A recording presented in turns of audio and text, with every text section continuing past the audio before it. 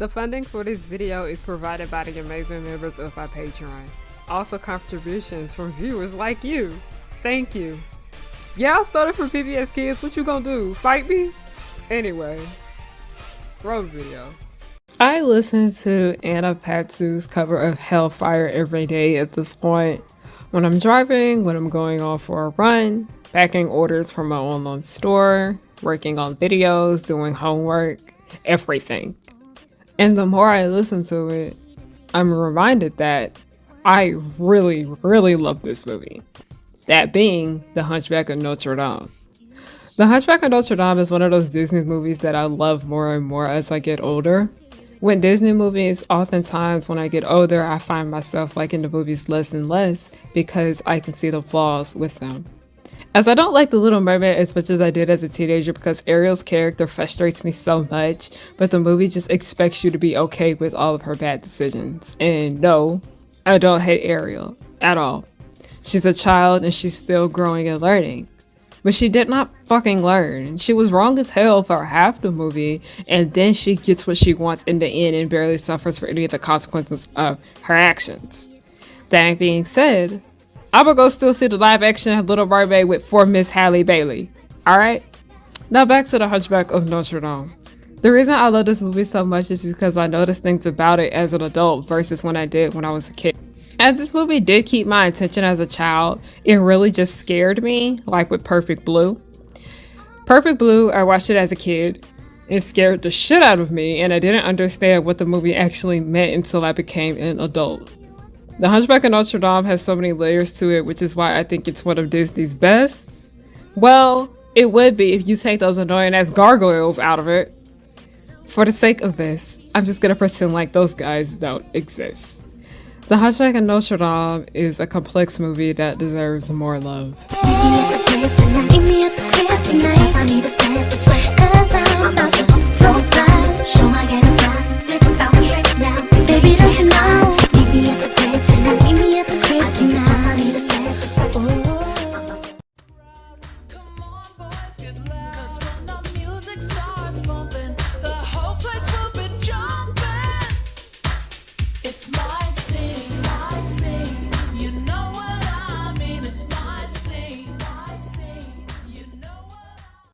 I'm gonna be real, the main reason I wanted to make this is because I have seen too many trash takes on this movie. Hey y'all, it's Harriyanna and I'm back with another video. Hi, hello, how are you guys doing? My name is Harriyanna and welcome to or welcome back to the pirate ship, also known as Harriyannahook's pirate ship. I am the captain, you were not my first mate. I don't got no first mate because you wanna know why? Come here. I let everyone in on a little secret when they come over to this channel. Nobody's worthy of being the first pick. But hi, hello, how you guys doing? My name is Harriyanna and I like to make content based off nostalgia and family and children's entertainment and all the issues that I find within those spaces. Now today we are going to be talking about one of my favorite top 10 movies of all time, The Hunchback of Notre Dame. Now, The Hunchback of Notre Dame is one of those Western animated movies that the main reason why I like it so much is because it doesn't feel like a kid's movie. You know, when you take them gargoyles out, I'm sorry y'all, there will be gargoyles from The Hunchback of Notre Dame slander in here today because this is a gargoyles from The Hunchback of Notre Dame hate account. I'm sorry y'all, I fucking hate them. I can't do it. But before we go any further, I just want to go over some disclaimers on how this video is going to go to clear up any confusion that may come along the way with some of the things I may be talking about and saying. I'm just talking about the movie as itself as a standalone story. Yes, I am fully aware that The Hunchback of Notre Dame is based off of Notre Dame de Paris by Victor Hugo. But we're not talking about the original Victor Hugo version. We're talking about the Disney remix. Mainly because there was a lot of creative decisions that Victor Hugo made in that story that I really don't like, and they make me extremely uncomfortable, and it was kind of hard for me to see the beauty with this movie, which I understand because the purpose of some art out here is to make you uncomfortable. Nuance, people. But I just can't fucking deal with it because it just made me too uncomfortable, and that's okay. I know what I can and cannot handle. Long story short, I don't like the original story of Notre Dame de Paris, but I do love the Disney version of it. And I know a lot of people like to give Disney shit talking about they made it kiddie, they toned it down, this and that and the third. I personally don't think Disney did that with the story, and even the changes that they did make with it make the story even stronger in a sense. You know, when you're not talking about the gargoyles. There's a whole section at the end of this video where I just talk about why they're not needed. And that's okay. Sometimes people are gonna like the remakes more than the original. If that happens, that's fine. Nobody can tell you what you can and can't like. We're all different. We're humans. We're not gonna like the same thing. So that's why you need to stop getting so fucking upset when someone doesn't like your favorite TV show or movie. Alright? The other disclaimer I want to make, because I remember not too long ago when I was talking about this movie, the replies I was getting to it were just very frustrating to me. There's a difference between a movie being about bad things and a movie having bad things in them. The Hunchback of Notre Dame is a movie about bad things. And that is what makes the movie so great. What's so bad about it is what makes it amazing. This is a movie that tackles on dark, heavy, hard subjects. And then there's another one that's just gross for the sake of being gross. Like Disney's Jessie, that show is extremely racist. People don't seem to realize how actually problematic Jessie is, but that's just like what the show is. It's a hot ass mess. The Jessie was just gross for the sake of being gross. It depended on mean, crude, nasty ass humor for the sake of being funny. Y'all got that? Y'all got that? Alright, let's go. What the actual hell is the Hunchback of Notre Dame? Long story short, the Hunchback of Notre Dame revolves around a horrible man who can't handle the fact that he got horny by a woman who does not want him, nor does she want to listen to him. You remember that line from Teen Titans where Bumblebee was like, "There's not a man alive that can tell me what to do"? That's Esmeralda, and I love it. And then another man known as the Hunchback of Notre Dame is trying to save her. And his name is Quasimodo. Quasimodo is the main protagonist of this movie, and the main antagonist of this movie's name is Frollo. And while Quasimodo is trying to help Esmeralda in this film, he is also dealing with his personal struggles with people being mean to him for his appearance.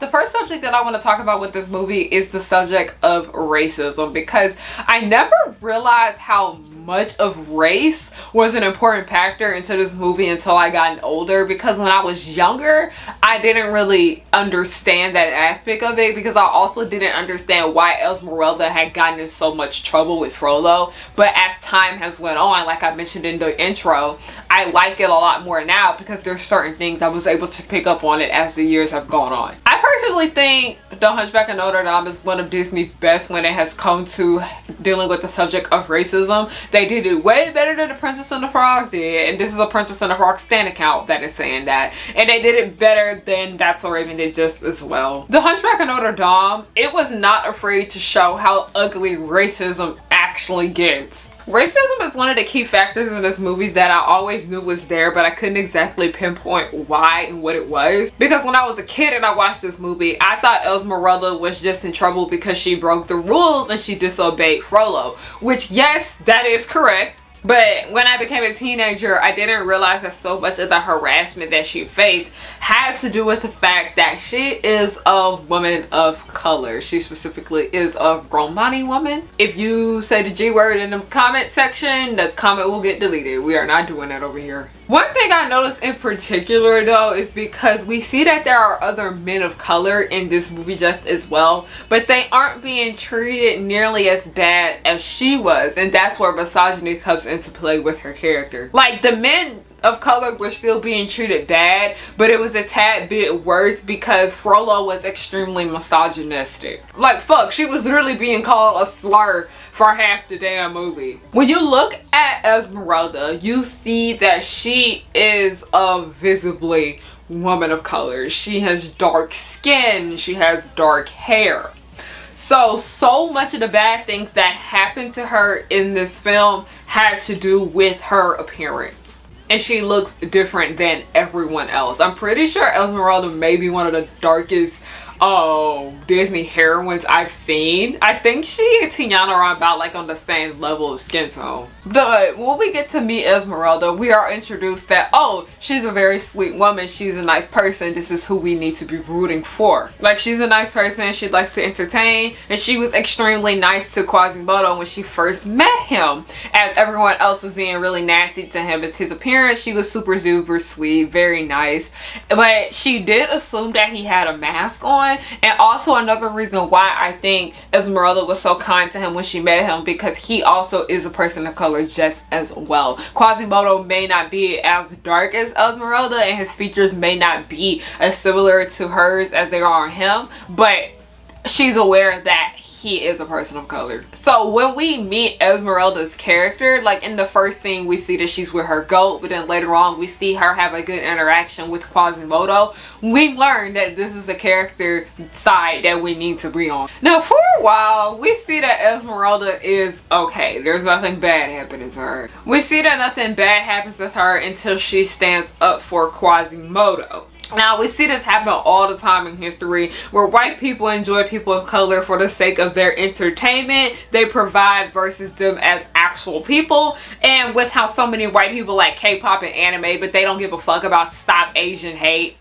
And a lot of them did not care about the Chinese Exclusion Act. And I hate to compare this to this, but I feel like this is an event that many people can get an understanding of better when it comes to the situation. And it's giving Will Smith's slap situation.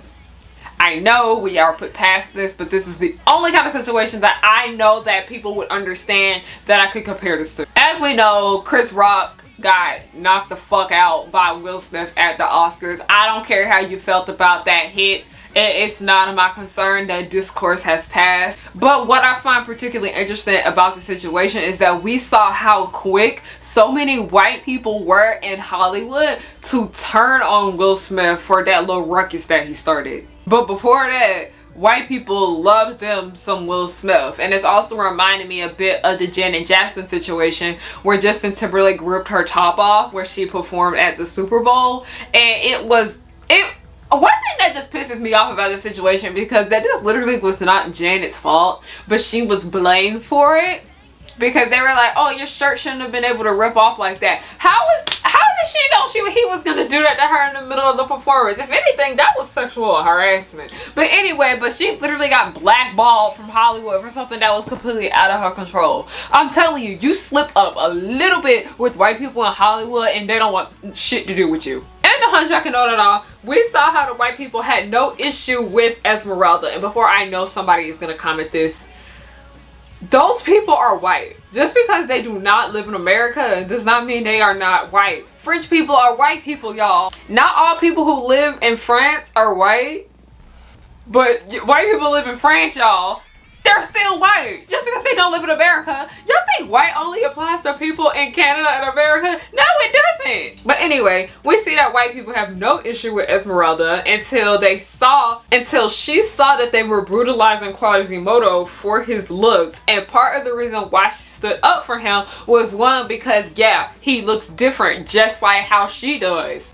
She could relate to that factor when it came to Quasimodo. But also, as I mentioned earlier, I feel like another reason why Esmeralda was quick to defend him, because Quasimodo also is a person of color just as well. I feel like that's one thing a lot of people tend to brush off when it comes to this story, and I feel like because a lot of people forgot, but if you played close enough attention in the beginning of this film, you saw that Quasimodo's mother was a Romani woman.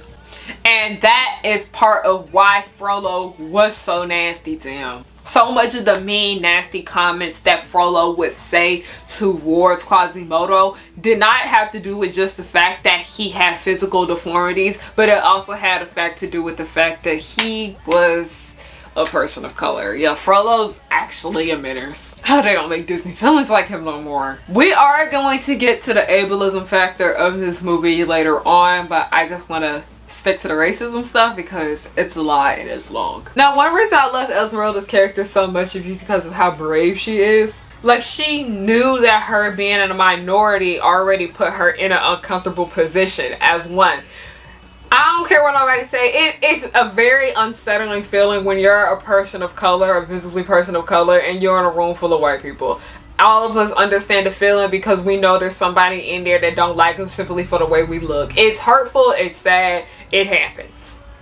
I understand my black cosplayers that go to cons, y'all understand the feeling. But she still stood up for Quasimodo. She still did the right thing. And one thing I really like in particular about Do the Right Thing is, like, while I do have my opinions on Spike Lee and his work, one thing that I did learn from the film Do the Right Thing is that doing the right thing does not mean that it's always going to be the easy thing.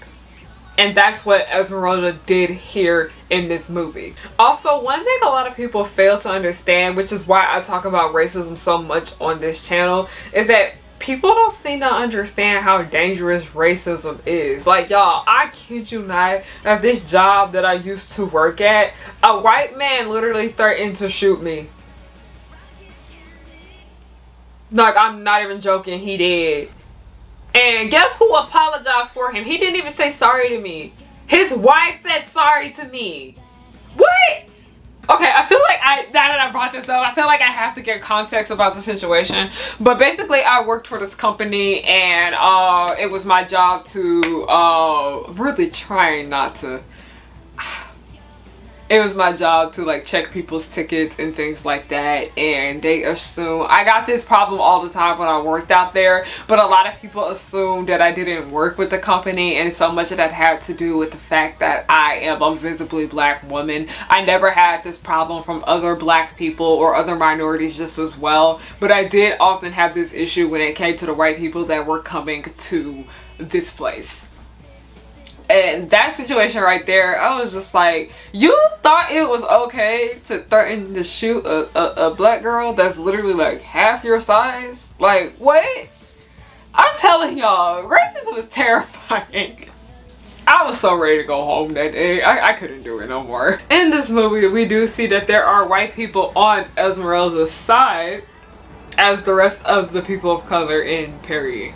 And by the way, I hope you guys don't get irritated because I flip back and forth between saying Paris and Paris. I took French for 5 years, going on 6 because I started taking it again. Give me a break. And if you guys are familiar with the civil rights movement in America, you would know that there were white people on the side of black people fighting for them to have rights. Specifically, equal rights. And y'all, we still don't have equal rights. But also, it's not that easy as it sounds, because when racists saw that white people were on the side of black people, they started to brutalize them just as well. And this is the reason why so many white people tend to stay neutral in situations where people of color, especially black people, are dealing with racism hand on. And in this day and age, I don't care what nobody says, this is just my opinion. If you're a white person and you're choosing to stay neutral, you're a part of the problem. There are 2 real life people that I want to bring up as examples right now, and their names are Viola Lizzo and Jean Seberg. If you guys are familiar with French history, you may be familiar with one of these women. Or if you're a Kristen Stewart fan, which I have yet to still watch that movie because I don't know how I feel about Kristen Stewart playing her, you may be familiar with Jean Seberg. Now, Viola is an American white woman who was helping with the March on Selma in the 60s. And for those of you guys who don't know what the March on Selma is, I'm gonna put in an insert reading about what it is so you will get a better understanding of it. Y'all need to learn your information, okay? They refuse to teach y'all what actually happened on the March on Selma in your schools. Nah, I'm gonna sit here and tell you what happened now. On March 25th, 1965, Martin Luther King led thousands of nonviolent demonstrators to the steps of the Capitol in Montgomery, Alabama, after a 5-day, 54-mile march from Selma, Alabama, where local African Americans, the Student Nonviolent Coordinating Committee, SNCC, and the Southern Leadership Conference, SCLC, had been campaigning for voting rights. King told the assembled crowd, "There never was a moment in American history more honorable and more inspiring than the pilgrimage of clergymen and layermen of every right and faith poured into Selma to face danger at the sight of its embattling Negroes."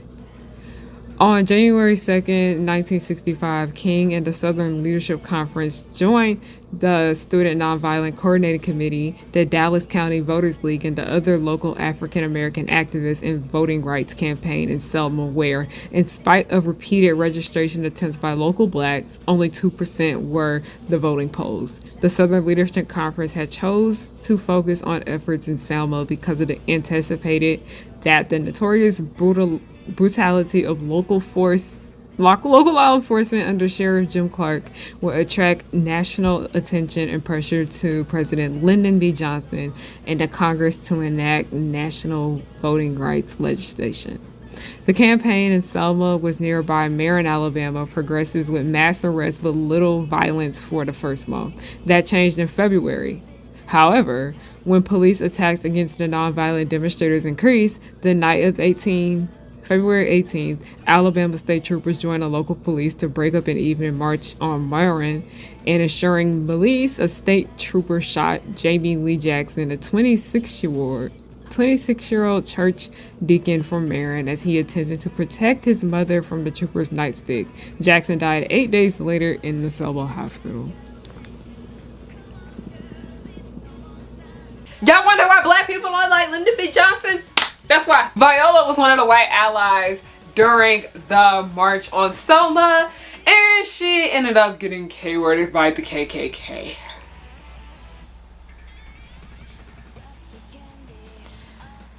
It's never easy to talk about the KKK, by the way. They make me so angry. While her death was air quote accidental because they were actually aiming for the man, she was still being treated like shit by racist people. So that doesn't really matter when you look at how she actually lost her life. They were like, oh no, we didn't mean to aim for her. We were trying to aim for the other one in there. No, you shouldn't have been aiming for anybody in the first place. With Jean Seberg, she is an American-born actor that was well known for being in French cinema. Basically, if you're in film school or you have taken film courses in college, you know about the movie that she was in called Breathless. I love the movie, okay? I adore it. It's my Amelie. Like what Amelie is to y'all, that's what Breathless is to me. Also, I technically would be this day and age's Jean Seberg if I actually knew how to speak fluent French after taking it for 5 years. We're trying again. We're not giving up. We're gonna try. What the actual fuck?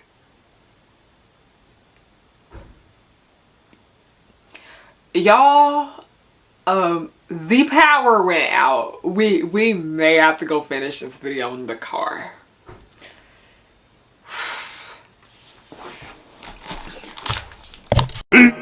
15 minutes later. Hey y'all, so I do apologize for the change of scenery. I just been trying to film this video for 2 days now, and our power keeps going in and out and in and out and in and out. We're currently like in a tropical storm right now. It's just been very frustrating, and I just really need to get this done. Because I have so many other responsibilities and other things that I need to take care of. Because if you guys are not aware, YouTube is not the only thing that I do. I need to take care of my other things, but I've just kind of been held back from doing so because I've been busy working on YouTube. I do apologize for the change of scenery again. Let's go ahead and continue. Now, back to Jean Seberg. Jean Seberg was one of the white actors in Hollywood and in the French New Wave cinema era that was very open about how racism was bad. Like, she was not afraid to show her support for the Black Panther Party, and she was very open about how she wanted better for black people. Which led to J. Edgar Hoover's bitch ass brutalizing her, because of Jean Seberg's involvement with civil rights and the Black Panther Party, J. Edgar Hoover had put the FBI on her tail. Y'all wonder why black people don't like J. Edgar Hoover? That's why. No, you know what? I'm done. Because I remember people were trying to go off about Black Dynamite and how, I'm pretty sure it was Nixon that was like the main villain in that series. Y'all need to honestly shut the fuck up about black people being very vocal about why they don't like the past presidents. A lot of them were amazingly racist. They be like, yes, disrespectful. Those were y'all past leaders. No, they still open to criticism, and our critique was that they did not help black people in their rights. They literally brutalized this woman because she wanted better for black people. Like, what the actual fuck? This is why we be telling y'all that, yes, when it comes to racism, it is that deep. And we see in the Hunchback of Notre Dame, Phoebus is that white person in this film. The white person who is against racism and begins to be treated badly because of that. And also, people started getting their houses burned down by Frollo because that's how much he hated these people. Yes, racism gets that bad. Like how y'all saw how Frollo was burning down the houses of these people. It's equivalent to how in Montgomery, no, not it wasn't Montgomery, Alabama. It was Birmingham, Alabama, because we actually went into this church when I was about 11 years old. We took a trip to Birmingham, Alabama, and if you guys are aware, there was an incident. It was basically a domestic terrorist attack where the KKK literally blew up a church, and there were 4 black girls in there at the time. Yeah. It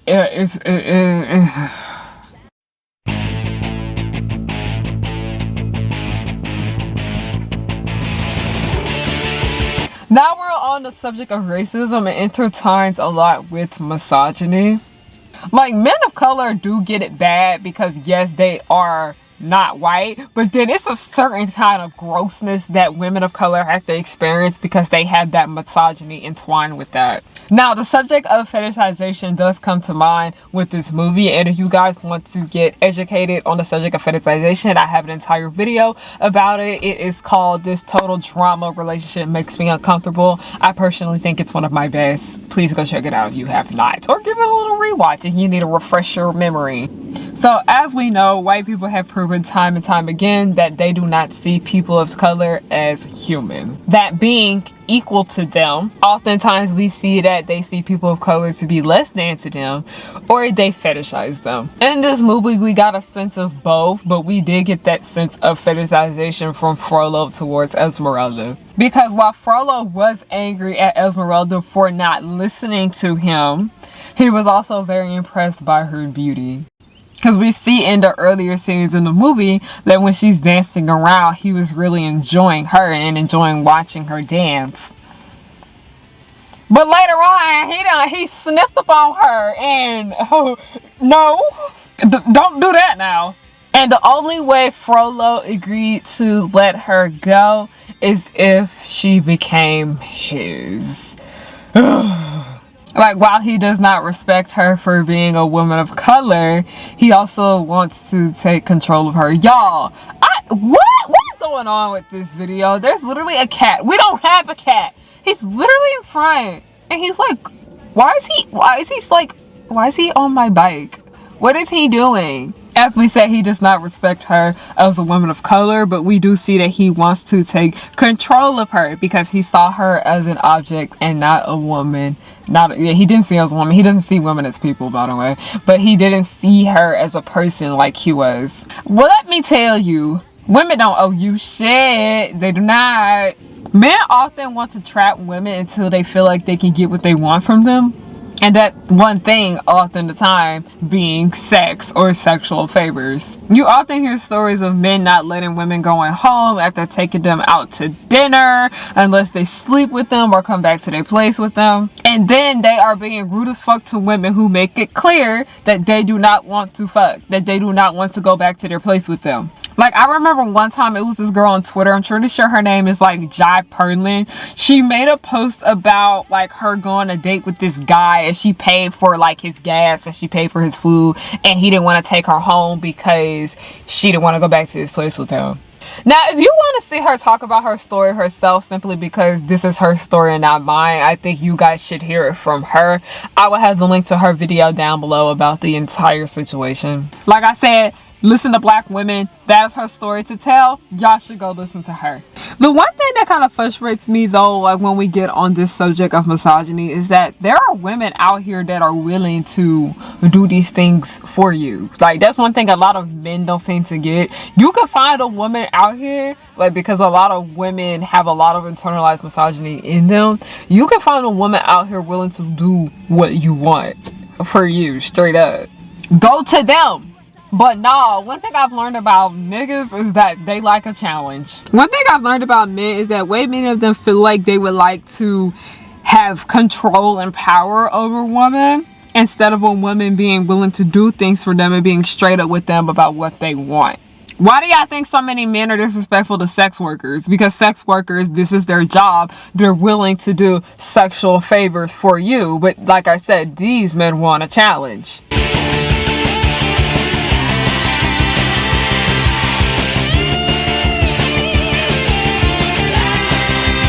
So men tend to often go to women that they feel like will be a bit of a challenge for them. One that they feel as if they can wear down and make them theirs.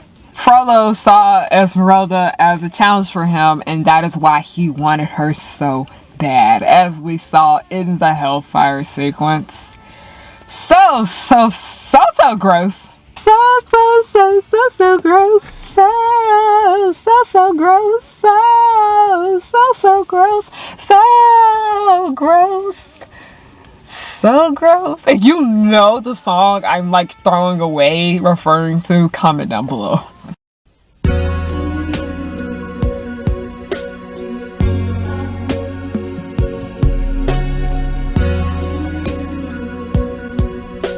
Now let's get back to the subject of ableism with this movie. This entire movie overall is just teaching the audience that ableism is wrong. But we see it in different forms to the point where, I'm sorry y'all, it's this, my car seat is making that noise. I have a steering wheel on it.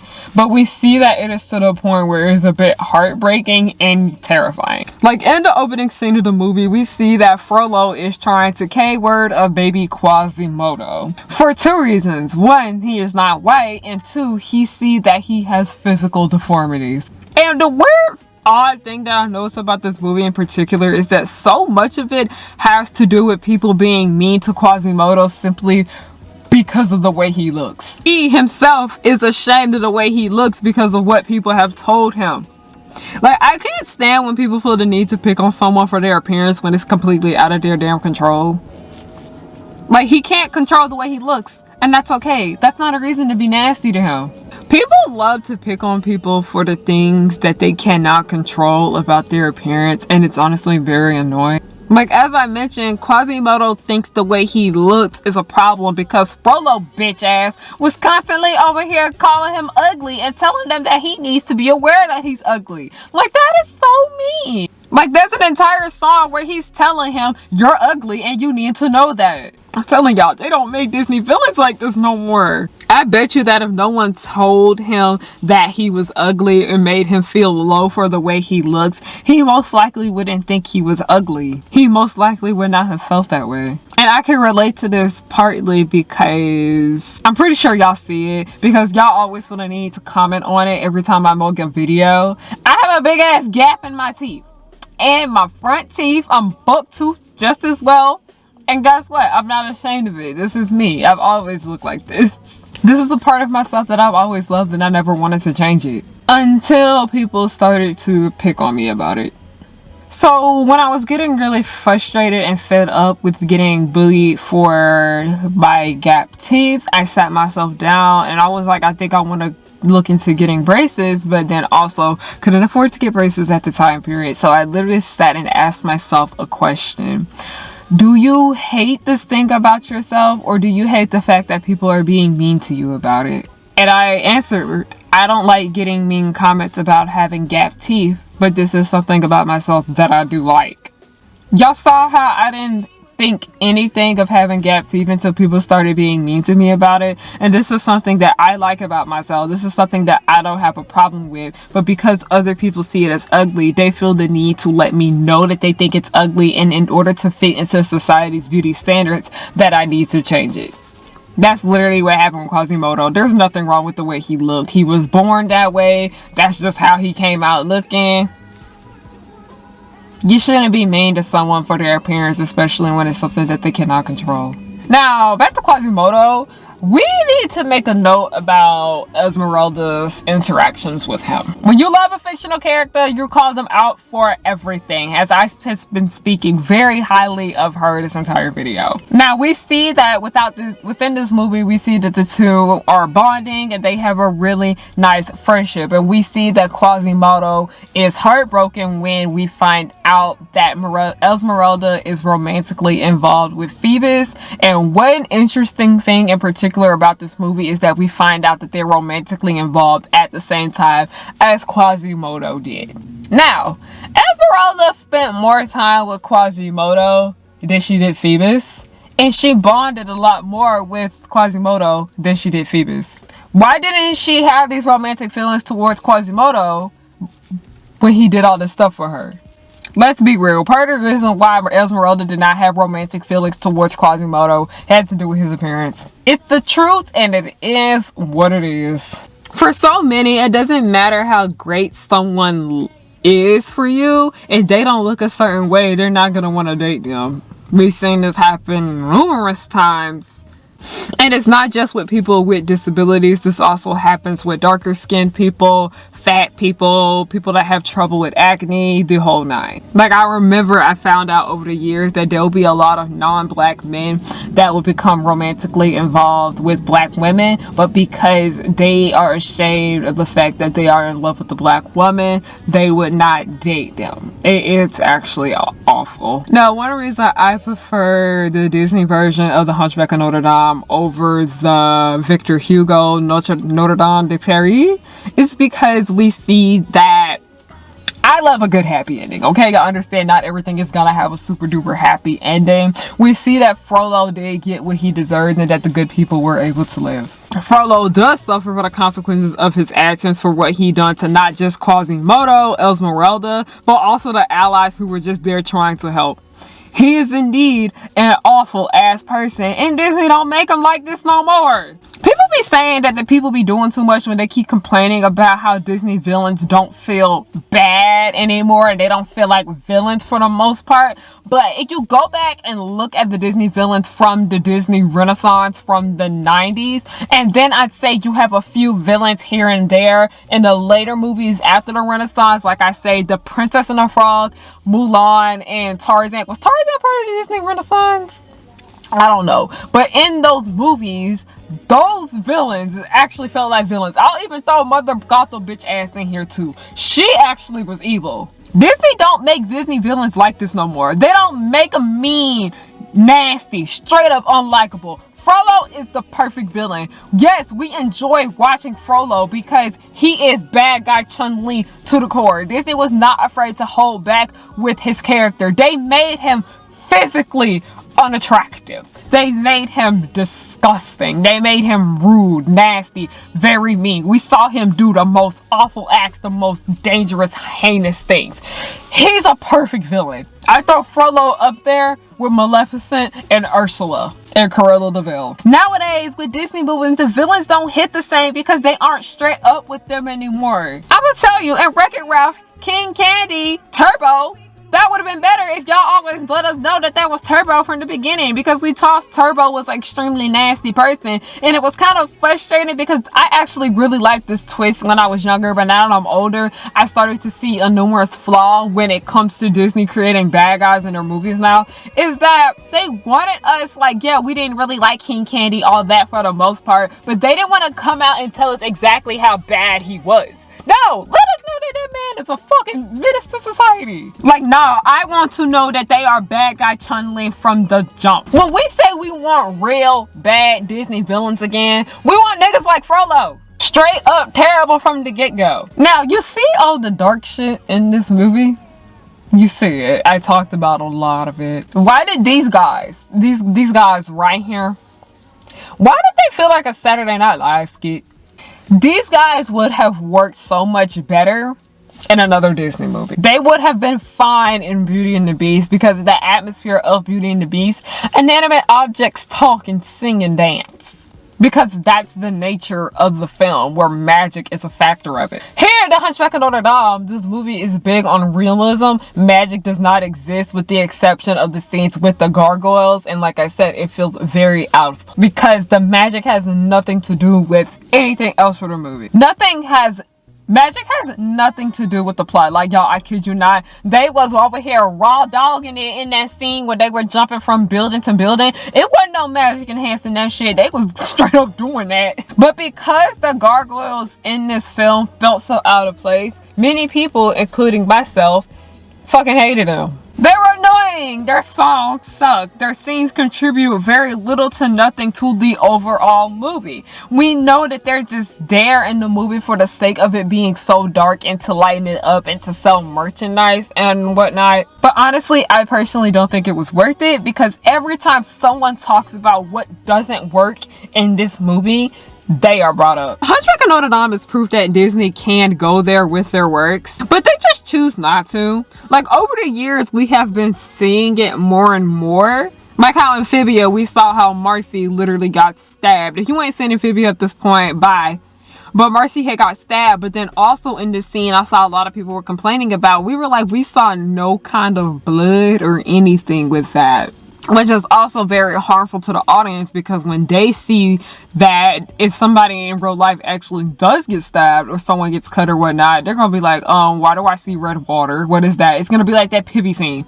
And also we saw in Andi Mack how the entire plot of the story revolved around a teen pregnancy. But here's the deal. The Hunchback of Notre Dame was very in your face when it came to everything wrong with what was happening. And they said what they needed to say just as well. They was not as afraid to say hell. They was not afraid to say damn. Y'all wonder why Disney Channel never plays this movie? This is why. Anytime you catch a rerun of The Hunchback of Notre Dame, it is on fucking freeform.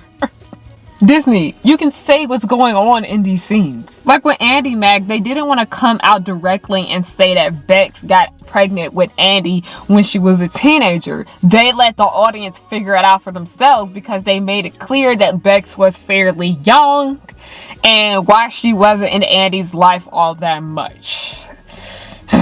They made the audience figure out that Bex got pregnant with Andy when she was a teenager. Y'all, you can come out and tell us. We're not stupid. And that's something that bothers me so much when Disney does things like this. As we saw when Marcy got stabbed and we didn't see any type of blood or anything, and Bex being pregnant.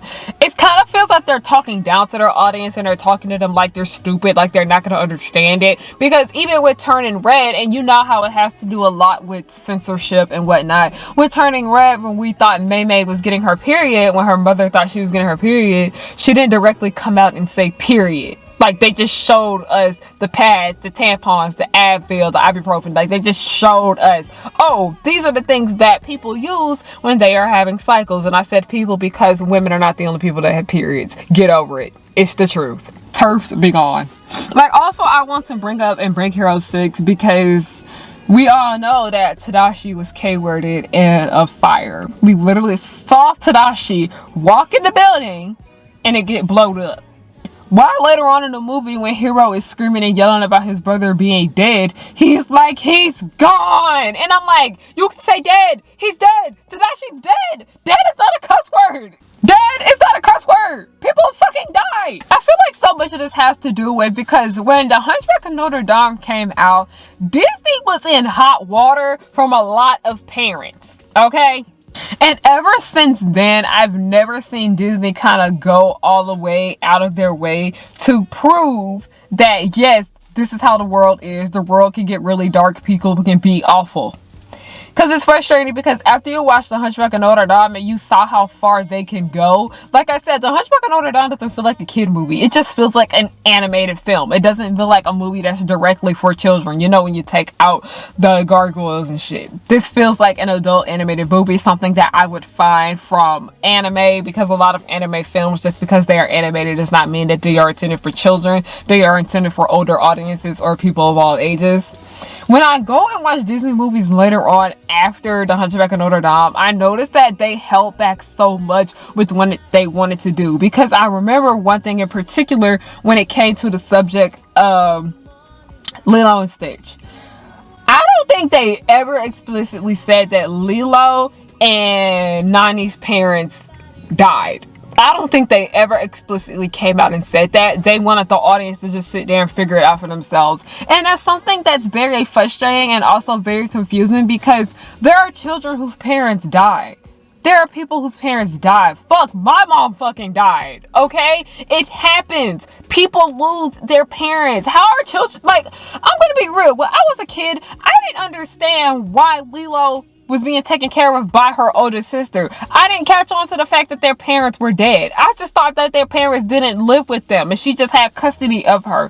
This is why it's important for Disney to just be straight up with the audience. But because they got so much backlash with the Hunchback of Notre Dame, and we saw how this movie technically has a lower rating than the rest of the Disney movies did, because you know a lot of Disney movies fairly get that 90+ rating on Rotten Tomatoes. This one did not get that.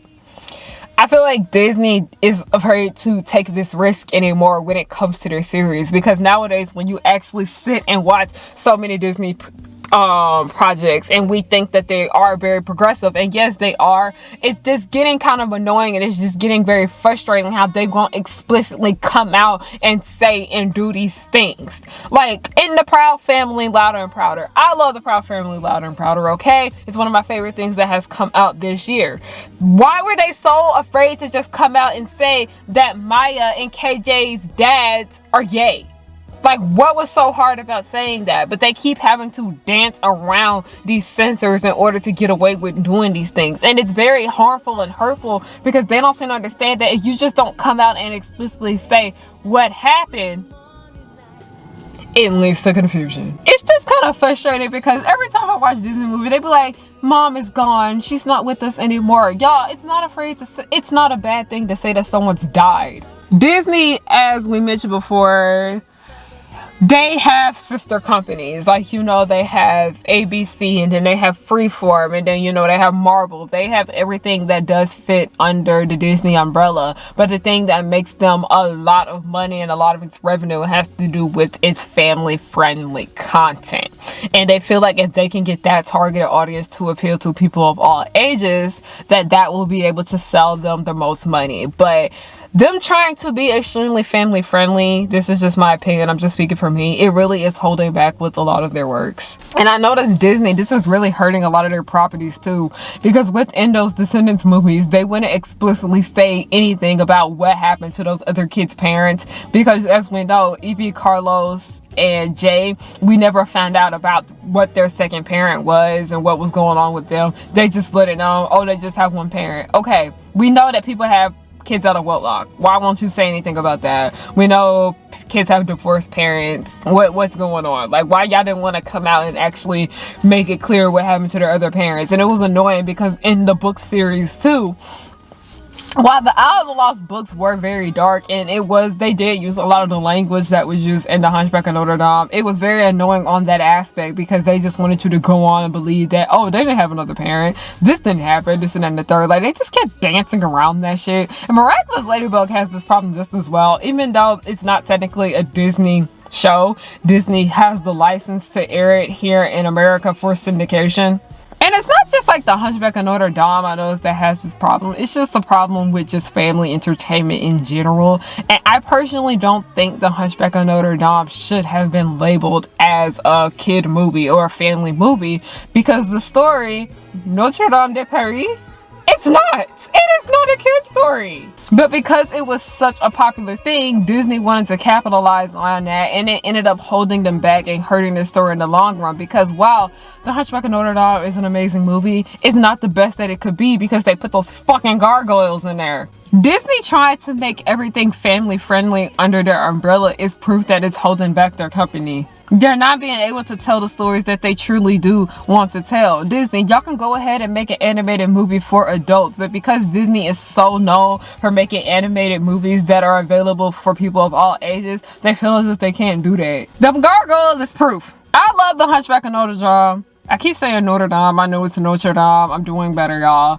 I love this movie because I think it's absolutely beautiful. It looks amazing. The music is great. them gargoyles can get the fuck on. Go watch the Gargoyles TV show better, y'all. Y'all want another Disney property that actually does gargoyle characters justice. I love this movie because it's one of the few Disney properties, in my opinion, that actually was able to show the gross and nasty truth about how people in this world are, and they actually got the things that they deserved in the end. It was a very realistic to its time, realistic to its setting, because things like this actually did happen to a world. In a sense, it did feel a bit like a period piece. Like, a lot of Disney movies are period pieces, but I'm talking about one that is realistic to its time period, where it wasn't afraid to show the good and the bad and the ugly that came during that time, especially in a place like Paris, because Paris is known for having a big racism problem. A lot of people are not aware of it, but it's a big issue, and so much of it has to do with the fact that a lot of people don't know that there are niggas in Paris. Like, when you see pictures of Paris and promotion and all of that stuff where they're advertising trips to Paris and all that,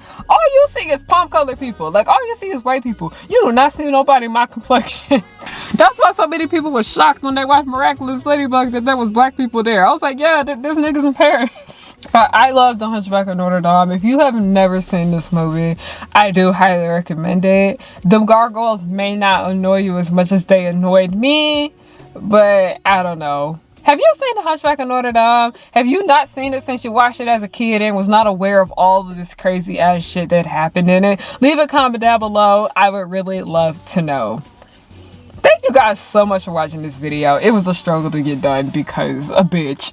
So much has happened. But if you like this video, please make sure you give it a thumbs up. If you guys want to know ways you get to support me, completely optional, I have merch at harriyannahook.com. I also have Buy Me a Ko-fi and Coffee links for donations. And I also have a Patreon if you guys would like to subscribe. The most expensive tier is $5 and the cheapest is $1.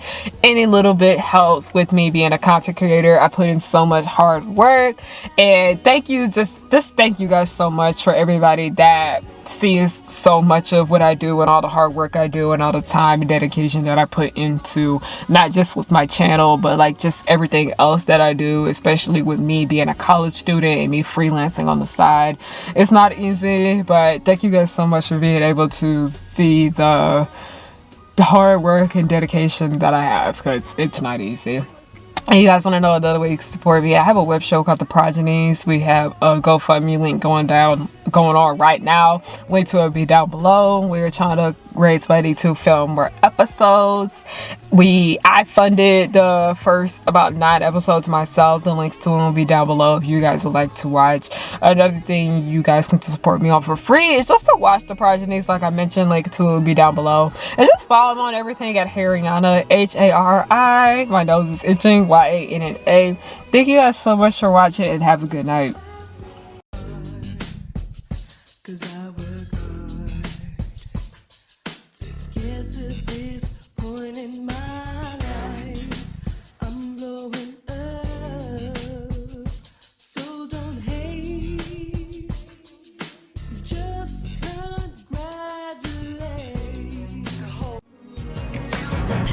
Girls will just blow your mind. Buttercup like villains 3 at a time. Bubbles will smile while kicking your butt, and Blossom will lead them out of their rut. Cherish and Powerpuff, 2 of a kind. Both wanna save the world before bedtime. From Townsville, Memphis, New York to LA, the Powerpuff Girls are just here to stay. They coming through and fighting, and everyone they're shocking.